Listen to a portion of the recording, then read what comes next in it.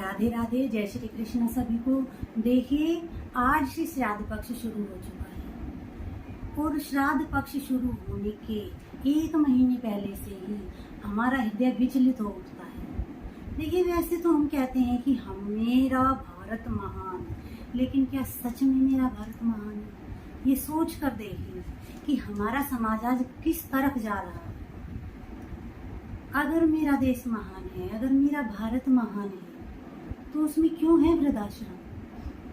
और अगर वृद्धाश्रम है तो उन वृद्धाश्रमों में क्यों है माता पिता? कौन है कारण जो उन्हें वृद्धाश्रम में जाना पड़ता है? कौन लोग हैं वो ऐसे जो अपने माता पिता को वृद्धाश्रम में भेजकर खा भी लेते हैं, सो भी जाते हैं और अपना डेली रूटीन का काम भी कर लेते हैं? भगवान भी पछता रहा होगा उन्हें इंसान बनाकर कि जो जानवर बनने के भी लायक नहीं है, मैंने उसे इंसान कैसे बना दिया। भगवान को भी पछतावा हो रहा होगा आज, लेकिन कर क्या सकते हैं? समाज है और समाज गलत दिशा में हमारे जा रहा है। देखिए, मैं एक बहू भी हूँ और एक बेटी भी, लेकिन ये कहने में आज मैं बिल्कुल भी नहीं झिझकूंगी कि माता पिता के वृद्धाश्रम जाने में सबसे बड़ा हाथ एक बहू का होता है। कोई माने या ना माने, लेकिन ये कठोर सत्य है कि वृद्धाश्रम जाने के पीछे, माता पिता अगर वृद्धाश्रम जाते हैं तो उसके पीछे सबसे बड़ा कारण बहू का हाथ होता है। क्योंकि कुंवारे बेटे के माँ बाप हमने कभी वृद्धाश्रम जाते नहीं देखे। अगर किसी ने देखे हो तो बताइए। एक लड़की जब बहू का रोल करती है तो उसे सास ससुर बुरे क्यों लग जाते हैं, और जब वो बेटी का रोल करती है तो उसे अपने माँ बाप की इतनी चिंता क्यों होती है? अगर वही लड़की सास ससुर को माता पिता मानकर उनकी सेवा करे और उस लड़की के घर में जो बहू आई है वो उसके माता पिता को अपने माता पिता मानकर सेवा करे, तो सारा झंझट ही खत्म हो जाए। लेकिन ये भी सत्य है कि आज के टाइम में लड़कियां भी बहुत परेशान हैं।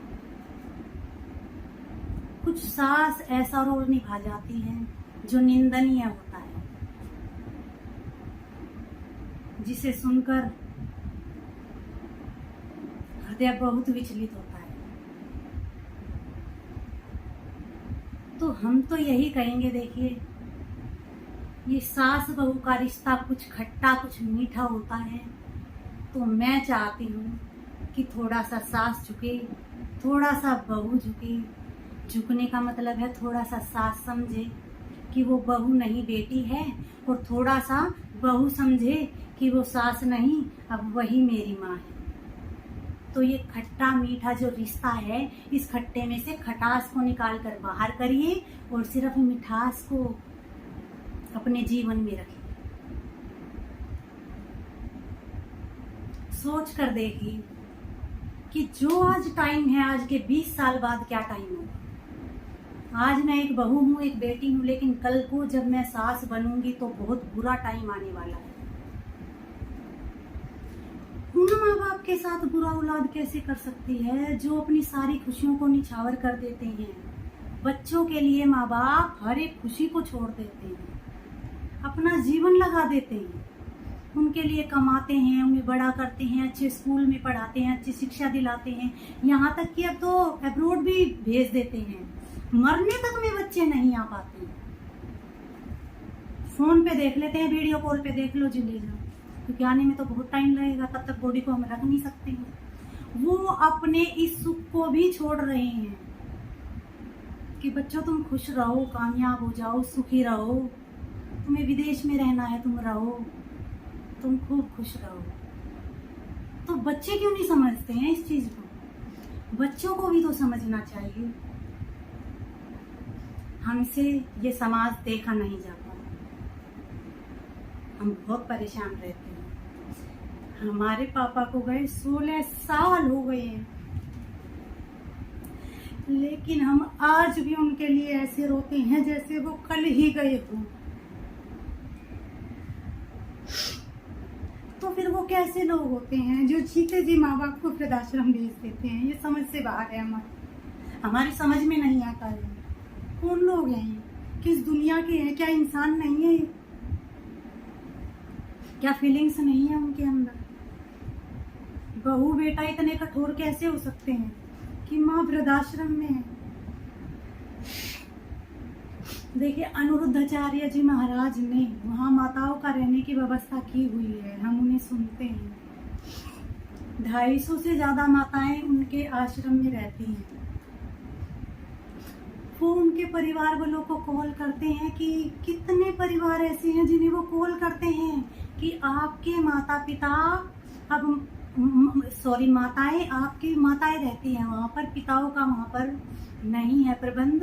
तो जब उनकी माताएं ऐसी हो जाती हैं, जब उन्हें पता चलता है कि भाई अब ये नहीं बचने वाली है या उनका हो जाता है, गुजर जाते हैं वो, तो उनके घर पे फोन करते हैं कि आपकी माता जी गुजर गई है, आप आ जाइए। कितने ही बच्चे ऐसे होते हैं कि वो आकर अंतिम संस्कार करने तक को मना कर देते हैं। देखिए उनका हृदय कैसा होता है। वो इंसान नहीं, जानवर बनने के भी लायक नहीं है। उन ऐसे लोगों को नरक में भी जगह नहीं मिलेगी। हमारा दिल बहुत रोता है और हम बहुत विचलित रहते हैं। तो सब प्रेम से रहिए, प्यार से रखिए, खुश रहिए, माता पिता का ध्यान रखिए, अपना भी ध्यान रखिए, क्योंकि माता पिता का ध्यान आप तभी रख पाएंगे जब अपना भी ध्यान रखेंगे। आप खुद स्वस्थ रहेंगे। तो अपना भी ध्यान रखिए और उनका भी ध्यान rखिए और रास्ते से भटकिए मत। ये एक छोटा सा सफर है जिसकी मंजिल सबकी एक ही है। माता पिता आपको पालने में अपना सारा जीवन लगा देते हैं। इस बात से देखिए कि आप अपने बच्चों की खुशी के लिए क्या नहीं कर जाते। वही सब तो आपके पेरेंट्स ने किया है। अगर आपके पेरेंट्स वृद्धाश्रम में हैं तो आगे टाइम और भी बुरा आने वाला है। इससे भी बुरे टाइम के लिए तैयार रहें ऐसे माँ बाप। जिनके छोटे छोटे बच्चे हैं वो माँ बाप ऐसे टाइम के लिए तैयार रहें, क्योंकि इससे खराब टाइम आगे आने वाला है। जय श्री कृष्ण, जय श्री राधे।